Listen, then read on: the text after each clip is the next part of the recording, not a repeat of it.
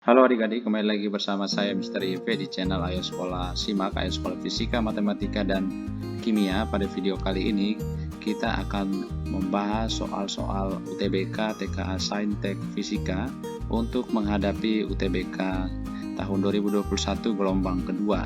Di dalam video ini ada 12 soal berdasarkan kisi-kisi soal yang sudah keluar pada UTBK tahun 2021 gelombang pertama.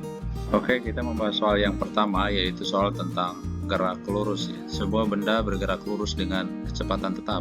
Jika X dalam tabel di samping menunjukkan posisi benda tiap saat T, jarak benda saat T sama dengan 7,0 second adalah, kita gunakan metode grafik ya.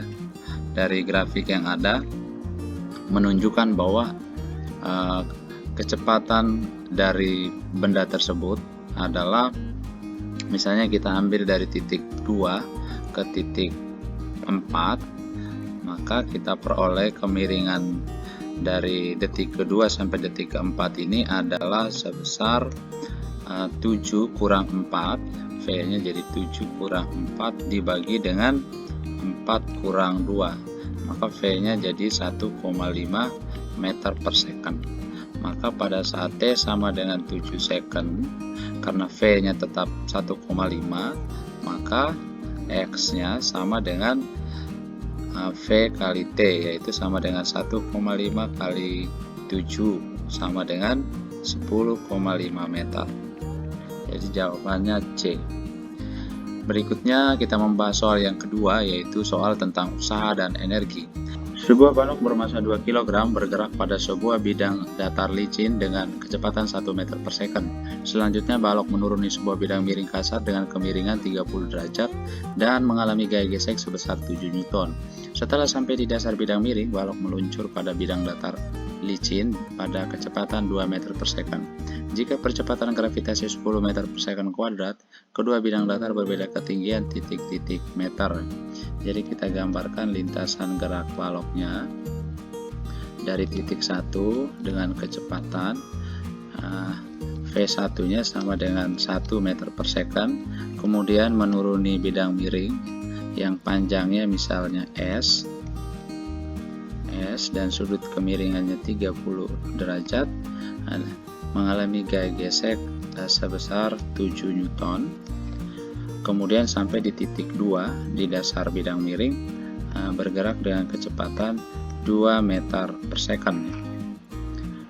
Kemudian perbedaan ketinggian titik 1 dan titik 2 yaitu H misalnya, maka karena acuannya kita ambil di dasar bidang miring, berarti Y1 nya H1 ya, H2 ya, H2 di dasar bidang miring H2 ini sama dengan 0 dan H1 nya sama dengan H.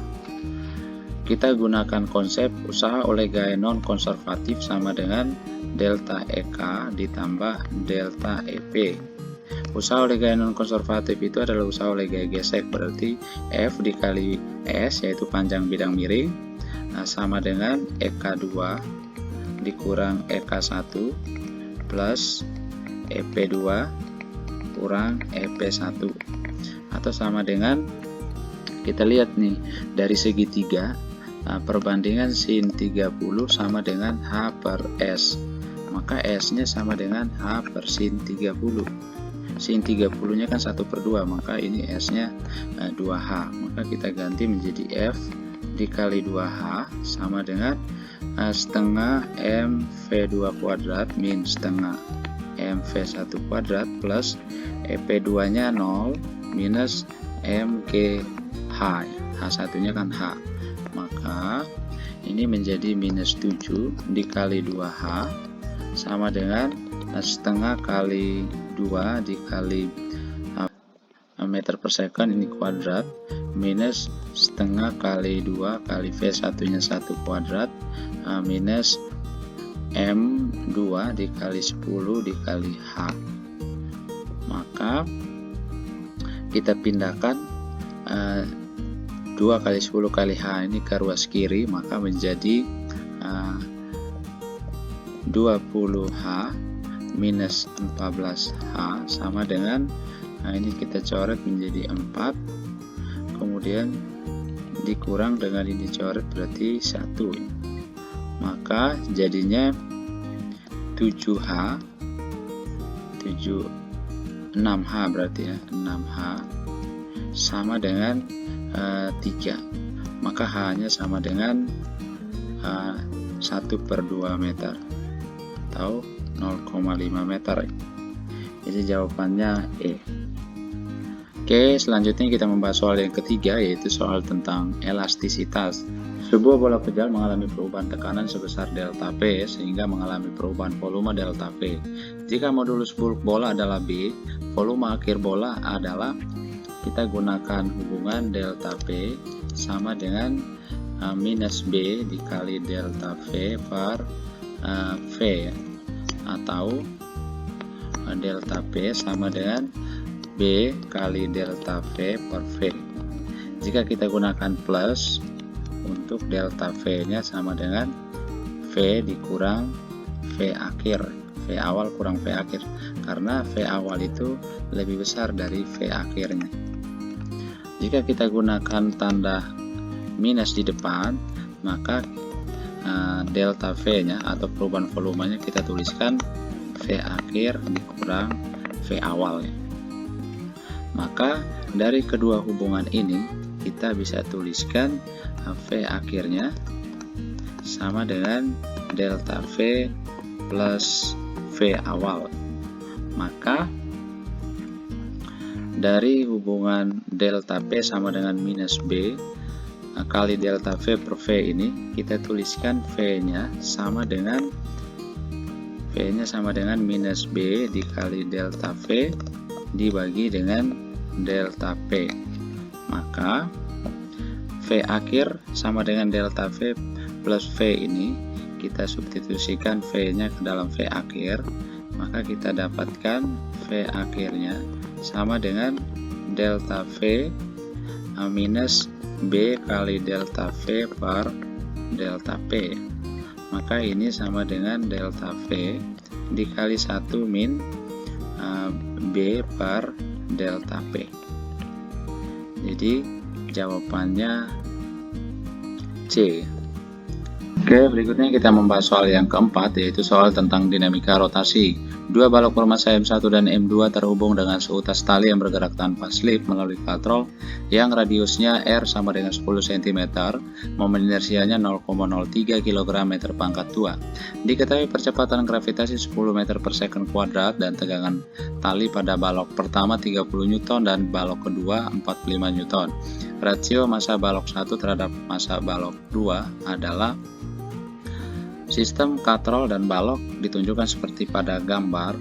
Jadi ada tegangan tali T1 pada M1 dan T2 pada M2 yang besarnya 45 Newton dan T1 nya 30 Newton ya. Kemudian berat masing-masing balok, M1 nya itu 10 kali M1 dan M2 nya 10 kali M2. Dari katrol bekerja T1 dan T2, maka pertama kita tinjau katrol ya. Untuk katrol, resultan torsi pada pusat katrol itu sama dengan I kali alfa. Torsi ini diakibatkan oleh T2 dan T1. T2 kurang T1 dikali R sama dengan I kali alfanya A per R. Maka T2 nya 45 dikurang 30 dikali 0,1 sama dengan I nya 0,03 dikali A per 0,1. Ini kita coret jadi 3 di sini, maka jadinya 15 sama dengan 3A, maka A nya sama dengan 5 meter per second kuadrat. Maka untuk balok 1, untuk balok M1 berlaku resultan F1 sama dengan M1 kali A. Karena tegangan tali di T1 ini lebih kecil, maka M1 nya besar ya, berarti arahnya ke bawah. Percepatannya arah di M1 ke bawah dan M2 nya ke atas. Berarti pada M1 resultan gayanya adalah 10 M1 dikurang T1 sama dengan M1 kali A. Jadinya 10 M1 minus 30 sama dengan M1 dikali 5, atau 30 sama dengan 5 M1. Maka kita dapatkan M1 nya sama dengan 30 bagi 5 berarti 6 kg. Maka kita tinjau balok M2, resultan gaya pada balok M2 nya sama dengan M2 dikali A. Karena bergerak ke atas maka T2 nya positif, berarti T2 min 10 M2 sama dengan M2 kali A. T2 nya 45, kita langsung ganti. Kemudian dikurang dengan 10 M2 sama dengan M2 dikali 5. Jadinya 15 M2 sama dengan 45. Berarti M2 nya sama dengan 45 bagi 15 berarti 3 kg. Maka perbandingan M1 per M2 itu sama dengan 6 banding 3 ya, sama dengan 2 banding 1. Jadi jawabannya B. Berikutnya kita membahas soal yang kelima, yaitu soal tentang perpindahan kalor ya. Dinding sebuah rumah terdiri dari dua lapisan. Lapisan A dengan ketebalan LA dan konduktivitas termal KA berada pada sisi luar rumah. Lapisan B dengan ketebalan LB dan konduktivitas termal KB sama dengan 0,5 KA berada di sisi dalam rumah. Jika temperatur udara luar TL, temperatur udara dalam TD sama dengan 0,8 TL, dan temperatur bidang batas kedua lapisan 0,96 TL, rasio LA dan LB adalah gambar lapisan dinding rumah ditunjukkan seperti pada gambar. Temperatur bidang batas kedua lapisan 0,96 TL. Soal ini kita selesaikan dengan menggunakan konsep perpindahan kalor secara konduksi, yaitu Q per T sama dengan K kali A kali delta T dibagi dengan L. L ini adalah ketebalan dari dinding. Kemudian delta T itu adalah perubahan suhu, A adalah luas penampang, K merupakan konduktivitas termal. Pada soal tidak disebutkan mengenai luas penampang dari kedua lapisan, berarti kita anggap sama. Dan karena kedua lapisan ini ditempel atau dihubungkan, maka kita bisa tuliskan Q per T untuk lapisan A sama dengan Q per T untuk lapisan B, atau KA kali A kali delta TA dibagi dengan LA sama dengan KB dikali A kali delta TB dibagi dengan LB. Ini kita coret A nya, jadinya KA dikali delta TA itu berarti TL kurang 0,96 TL dibagi dengan LA, ini sama dengan 0,5 KA dikali 0,96 TL dikurang 0,8 TL dibagi dengan LB. Kita coret KA nya, maka kita bisa tuliskan di sini menjadi 0,04 TL. Ini kan TL kurang 0,96 kan 0,04 TL dibagi dengan LA sama dengan 0,5 kali 0,16 TL dibagi dengan LB. Ini coret TL nya, kemudian jadinya 0,04 bagi LA sama dengan 0,08 bagi LB. Kita coret, jadinya 2 di sini, maka jadinya LA banding LB itu sama dengan 1 banding 2 ya. 1/2. Jadi jawabannya C. Oke, berikutnya kita membahas soal yang keenam, yaitu soal tentang teori kinetik gas dan termodinamika. Gas ideal diatomik sebanyak N mol mengalami proses isobarik dengan tekanan sebesar P Pascal, sehingga gas mengalami perubahan volume V2-nya menjadi 4V1. Jika kalor yang dialami oleh gas tersebut sebesar Q, maka V1 dapat ditentukan sebesar titik-titik meter kubik. Kita selesaikan soal ini dengan menggunakan konsep hukum pertama termodinamika, yaitu Q sama dengan delta U plus W ya, dengan Q adalah kalor yang diserap atau dilepaskan oleh sistem. Delta U adalah perubahan energi dalam dan W merupakan usaha. Karena prosesnya isobarik itu tekanan tetap, maka usahanya itu adalah P dikali delta V atau sama dengan P kali V2 minus V1. Karena V2 nya 4V1, maka kita bisa tuliskan W nya sama dengan 4 dikali 4V1 ya, kurang V1, atau sama dengan 3 kali P kali V1. Ini merupakan besar usaha. Kemudian perubahan energi dalamnya kita bisa tentukan dengan delta U sama dengan 5/2 NR kali delta T. 5/2 karena gasnya diatomik. Karena NR delta T itu kan sama juga dengan P kali delta V, maka ini kita bisa ganti menjadi delta U sama dengan 5/2 P kali delta V ya, atau 5/2 kali P kali V2 min V1, atau 5/2 P dikali 4V1 min V1. Maka delta U nya sama juga dengan 15/2 P dikali V1.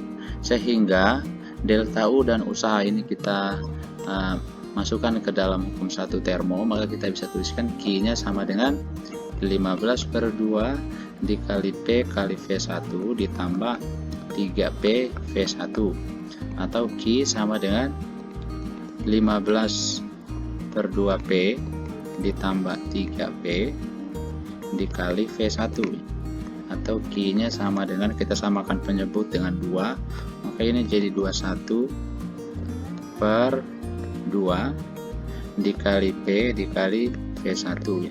Maka V1 nya sama dengan 2Q/21, 2Q kali 21P. Maka jawabannya adalah D. Oke, berikutnya kita membahas soal yang ketujuh, yaitu soal tentang fluida statis dan fluida dinamis. Sebuah pipa U diisi cairan A dan B, massa jenis cairan B 2 kali massa jenis cairan A dan massa jenis cairan A 1000 kali massa jenis udara. Ketika ujung atas pipa B ditiup mendatar dengan kelajuan udara V, tinggi kolom cairan pada A sama dengan HA dan tinggi kolom cairan pada B sama dengan HB. Dengan HA minus 2HB sama dengan H meter. Keduanya diukur dari garis L. Jika G sama dengan 10 meter per second kuadrat, maka V sama dengan titik-titik meter per second. Pada soal diketahui massa jenis A sama dengan massa jenis cairan A sama dengan 1000 kali massa jenis udara. Tetapi massa jenis cairan B sama dengan 2 kali massa jenis cairan A atau sama dengan 2000 massa jenis udara. Soal ini kita selesaikan dengan menggunakan konsep Bernoulli dan hukum pokok hidrostatis ya. Konsep Bernoulli berlaku pada kedua ujung pipa karena pipa B, ujung pipa B ditiup dengan kecepatan udara V ya. Dan misalnya ujung pipa A adalah titik 1 dan ujung pipa B adalah titik 2, maka berlaku prinsip Bernoulli, yaitu P1 ditambah dengan setengah rho V1 kuadrat ditambah rho GH1 sama dengan P2 ditambah setengah rho V2 kuadrat ditambah rho GH2.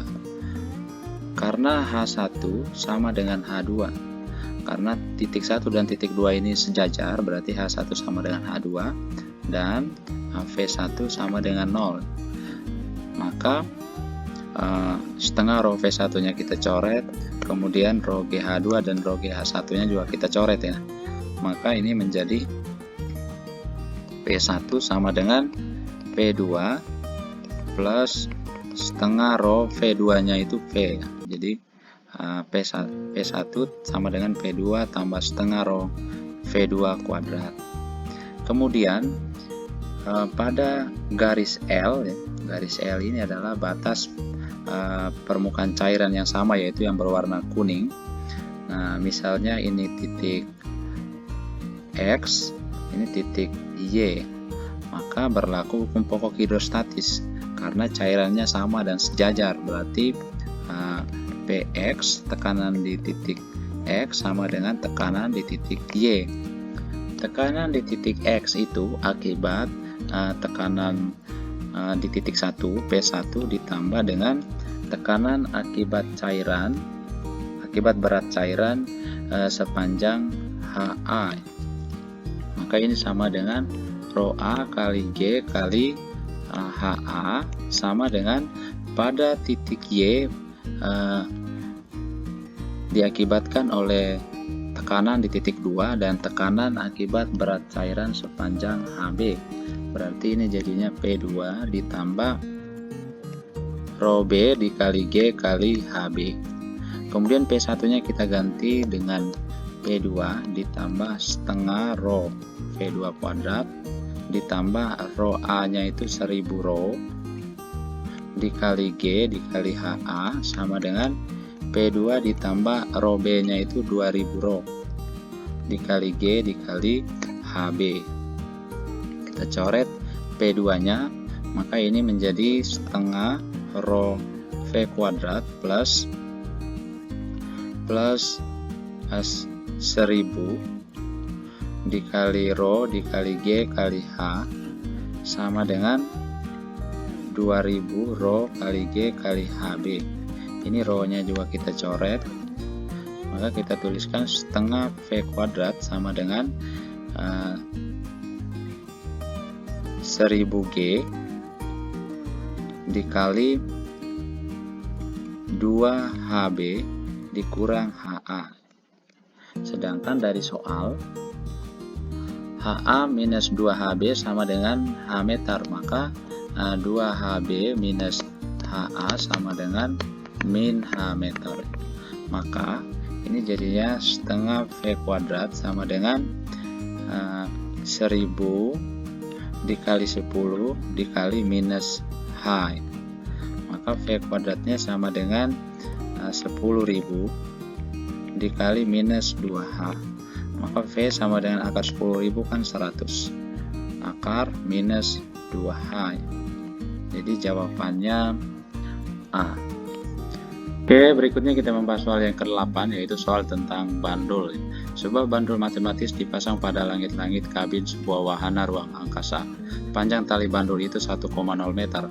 Pada suatu saat, wahana sedang jauh dari benda angkasa apapun dan dipercepat searah dengan vektor normal pada lantai kabin. Saat itu bandul diayun dan memiliki frekuensi f 0,48 Hz. Kemudian tali bandul itu diganti dengan tali yang lain dengan panjang 2,25 meter. Frekuensi bandul itu setelah tali diganti adalah bandul ketika berada dalam suatu sistem dipercepat, maka frekuensinya itu sama dengan 1/2 pi akar A efektif, ya, percepatan efektif dibagi dengan L, bagi dengan panjang bandul. Jadi wahana atau sistem dipercepat tadi, di dalamnya ada bandul dipercepat dengan percepatan A, maka frekuensinya sama dengan 1/2 pi akar percepatan efektifnya adalah percepatan gravitasi ditambah A dibagi L. Dari soal dijelaskan bahwa wahana sedang jauh dari benda angkasa. Berarti sistem dipercepat ini jauh dari benda angkasa, berarti percepatan gravitasinya itu mendekati 0 atau dianggap 0. Maka frekuensinya sama dengan 1/2 pi akar A per L.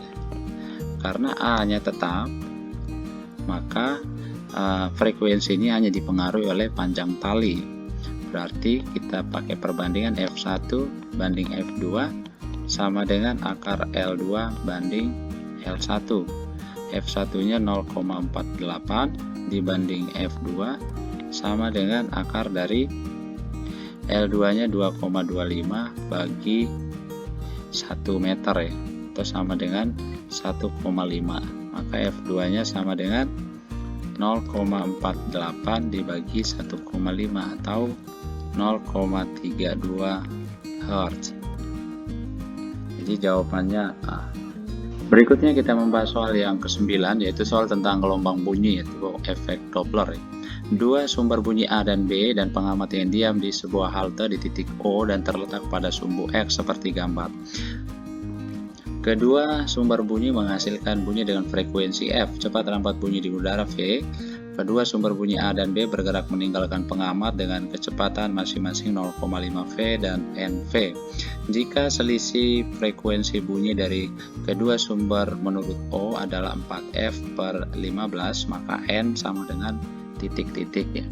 Jadi pengamat O-nya diam, berarti Vp-nya 0. Kemudian VA-nya, sumber A-nya VA sama dengan 0,5 V, dan VB-nya ke kanan karena meninggalkan O, berarti VB-nya sama dengan N kali V. Kita gunakan hubungan Fp sama dengan V minus Vp per V minus Vs kali Fs ya. Dengan Fp itu adalah frekuensi pengamat, V adalah cepat lambat bunyi di udara, Vp adalah kecepatan pengamat, Vs adalah kecepatan sumber bunyi, dan Fs adalah frekuensi sumber bunyi. Jika kita gunakan rumus ini, maka kita memakai acuan garis positif adalah garis dari sumber ke pengamat. Maka untuk sumber A dan O, garis positifnya adalah dari kiri ke kanan, ini garis positifnya. Untuk sumber B dan O, garis positifnya dari kanan ke kiri. Jadi ini garis positif. Jadi yang berlawanan dengan garis positif ini kecepatannya negatif. Maka untuk O dan sumber A, kita bisa tuliskan FPA-nya sama dengan V minus VP-nya 0 dibagi dengan V minus, karena garis positifnya dari A ke O dan VA-nya berlawanan dengan garis positif, maka negatif ya. Jadi V minus 0,5 V dikali dengan F, atau FPA-nya sama dengan V per 1,5 V dikali F. Ini kita coret, maka kita dapatkan FPA sama dengan F per 1,5. Kemudian untuk O dan B, kita bisa tuliskan FPB-nya sama dengan V minus 0 dibagi dengan V minus, karena garis positifnya dari B ke O dan VB-nya berlawanan dengan garis positif, maka VB-nya negatif, berarti minus NV dikali F, atau FPB-nya sama dengan V per V plus NV. Ini kita coret dikali V ini, maka FPB-nya sama dengan 1 atau F ya, dibagi dengan 1 plus N. Karena pada soal dijelaskan bahwa selisih frekuensi bunyi dari kedua sumber menurut O adalah 4F/15. Berarti ini menjadi FPA min FPB sama dengan 4F/15, atau F per 1,5 min F per 1 plus N sama dengan 4F/15. Ini kita coret F-nya dan kita samakan penyebut di ruas kiri menjadi 1 plus N min 1,5 dibagi dengan 1,5 dikali 1 plus N sama dengan 4/15, atau jadinya N min 0,5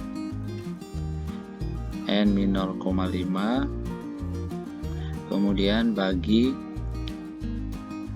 1,5 dengan 15, ini kita coret di sini 10, maka bagi 1 plus N sama dengan 4 dengan 10, ini jadi 2/5. kita kali silang menjadi 5N minus 2,5 sama dengan 2 plus 2N, atau 3N sama dengan 4,5. Berarti N nya sama dengan 4,5 bagi 3, maka jadinya 1,5 ya. Jadi jawabannya E. Oke, berikutnya kita membahas soal yang ke-10, yaitu soal tentang listrik statis. Dua buah muatan A dan B masing-masing 2 mikrocoulomb dan 32 mikrocoulomb berjarak 60 cm satu sama lain. Sebuah titik C berada di antara kedua muatan mengalami medan listrik yang sama dengan 0. Perbandingan jarak muatan A dan B terhadap titik C adalah, jadi dua titik A dan B masing-masing ditempatkan muatan 2 mikrocoulomb dan 32 mikrocoulomb.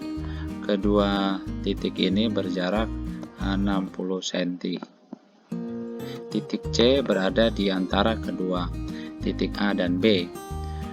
Dengan medan listrik di titik C harus sama dengan 0, karena muatan pada titik A dan B ini positif dan arah medan listriknya itu berarah menjauh dari muatan positif, maka EA nya ke kanan, kemudian EB nya ke kiri.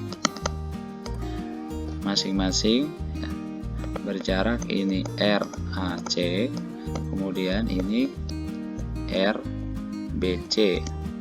Maka karena E di titik C nya 0 atau medan listrik di titik C nya 0, maka berlaku EA harus sama dengan EB, yaitu K kali QA per RAC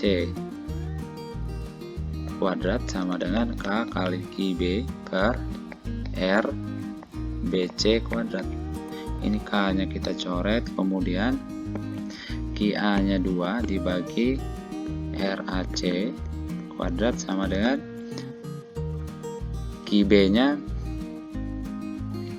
menjadi 32, ini QB nya 32 berarti RBC kuadrat. Kita coret, ini jadinya 16 ya. Maka perbandingan jarak muatan A dan B terhadap titik C adalah jadinya RAC dibanding RBC kuadrat sama dengan 1/16 ya. Berarti RAC per RBC nya sama dengan 1/4. Jadi jawabannya B. Oke, kita membahas soal yang ke-11, yaitu soal tentang listrik magnet. Proyeksi gerak partikel bermuatan negatif minus Q dan bermasa M pada bidang X, Y tampak pada gambar di atas.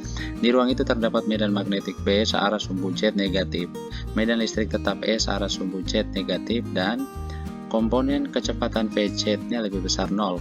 Komponen kecepatan pada bidang X, Y, dan sifat VZ adalah, pada soal diketahui bahwa B searah dengan sumbu Z negatif ya.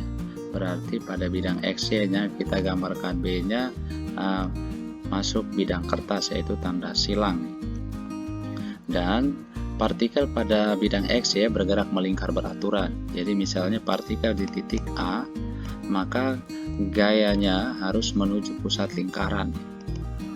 Nah, gaya yang menuju pusat lingkaran ini adalah gaya magnet yang berperilaku sebagai gaya sentripetal. Jadi gaya magnetnya di titik A ke kanan dan B-nya masuk bidang kertas ya. Maka dengan aturan tangan kanan, arah B-nya itu adalah arah 4 jari yang dirapatkan, arah V-nya adalah arah ibu jari, sedangkan arah Q yang positif adalah arah dorongan telapak tangan, dan arah Q yang negatif adalah arah berlawanan dengan dorongan telapak tangan ya. Ini adalah arah F-nya untuk Q yang negatif. Maka dengan aturan tangan kanan ini kita dapatkan partikel ketika berada di titik A bergerak searah jarum jam ya. Berarti ini V-nya ke atas dengan menggunakan aturan tangan kanan, dan besarnya V ini kita gunakan konsep Fm sama dengan Fs ya, karena partikel bergerak melingkar beraturan. Jadi ini jadi Q BV sama dengan MV kuadrat per R. Ini kita coret V-nya tinggal 1, maka V-nya jadinya QBR per M. Jadi partikel bergerak dengan besarnya V QBR per M dan searah gerak jarum jam. Pada soal juga diketahui bahwa ada medan listrik tetap E searah sumbu Z negatif seperti yang ditunjukkan pada gambar, dan komponen kecepatan VZ-nya lebih besar 0 ya. Berarti ke sumbu Z positif. Jadi VZ lebih besar 0, kemudian E-nya lebih kecil dari 0.